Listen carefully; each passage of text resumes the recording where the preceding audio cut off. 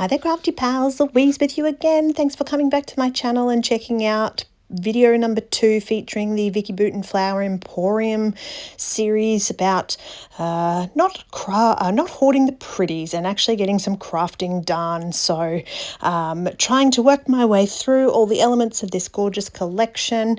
I must say too, as I'm cutting this piece of patterned paper, that I'm super impressed with the 49er Market part of the collections. It seems to be that the papers are that little bit thicker. They're a little bit easier to hold mediums and things. So I definitely notice when I'm cutting into them that they are that bit thicker and just that bit better quality. So really enjoying Vicki's transition over to the 49er Market family. I am using this series of photos, so some of you might know that I do print my photos at home myself, and the reason I do that is because I want to be able to print them in exactly the way that is my choice in terms of size and when I want to use them, so by collection. And I generally print each month and keep them in a little envelope, but it depends on what I'm working with. So this is actually a Christmas series of photos, and it's opening presents on Christmas morning, and the look on the boys' faces as they open their gifts was something sort of priceless, and that's why I sort of put them in this not so much a grid but this sort of line series. Now, some of my favourite parts of using this collection kit has to be the frames. I love a good frame and how it gives you sort of elements in your background that you can work with without overwhelming your background as such. So you can see that I've chosen this paper which has a bit of a blue feature, and that's to do with obviously the subject of my photos. But having those little frames gives me something to work with and embellish around without overwhelming those background features. And so frames are really fun because you can fill them either, in this case like I am, with embellishments, or you could back them sort of with cut files, not cut files, with pattern paper if you wanted to sort of make them in a cut file type of pattern. But for an element on your page, they really work so well. Now, at this stage, what I'm working on is, before I even get to the background portion of the layout, I need to really deep dive into my clustering. So I like to at least have somewhere where I know my journaling is going to go.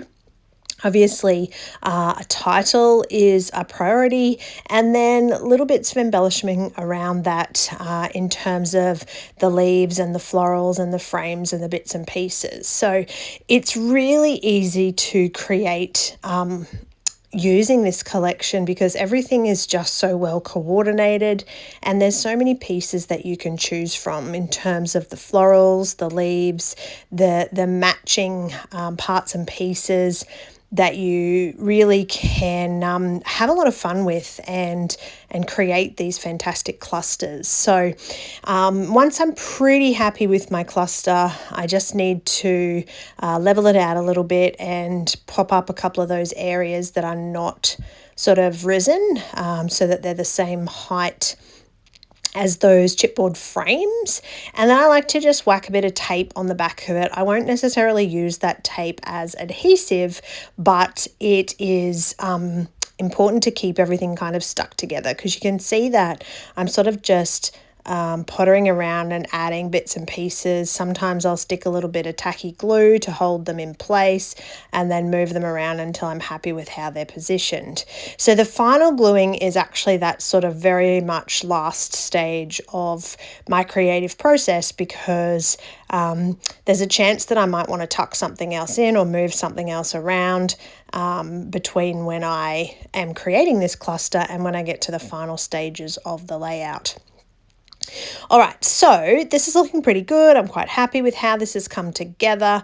I know it's not finished. I'm looking at the layout thinking it definitely needs something a little bit more, but to work out what that is, I have to audition a few different pieces, and I decide that the rub-ons are not right for this background.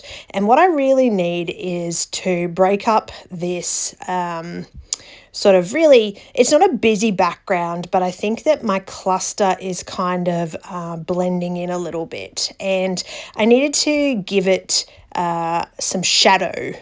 Is how I would describe this. And by just using a spatula and dipping it into my black gesso, you can see that I am adding sort of a less is more kind of feeling to this, because you don't want to overwhelm that background with too much black, and it really is just a matter of adding a few little bits and pieces to, as I said, shadow, give that background effect to the actual cluster itself. And to coordinate with the black, I felt like the layout needed some kind of bordering or doodling at the top and bottom just to finish it that little bit. So using a few different pens, I'm just doing some scribbles and some little bits and pieces to finish this off. All right, I'm going to let that dry, stick it all down, and that is my share for you today. Thank you so much for watching.